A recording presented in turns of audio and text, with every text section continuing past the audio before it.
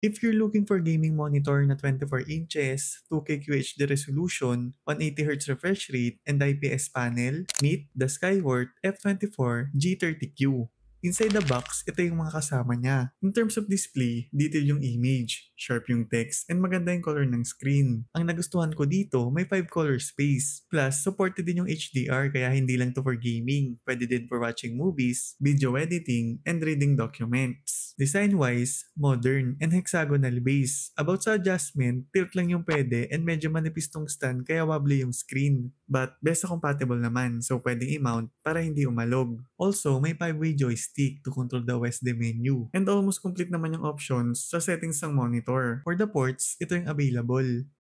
In my gaming experience, smooth yung performance. Okay for fast-paced games. Native 180Hz, wala ka lang kailangan i-tweak. Hindi din noticeable yung ghosting. In addition, adaptive sync supported, so not bad na. Enjoy din maglaro dito ng AAA games dahil accurate yung color and detail talaga yung makikita mo sa screen. Ang nakikita ko lang ng issue dito, yung IPS glow, which is normal sa IPS panel.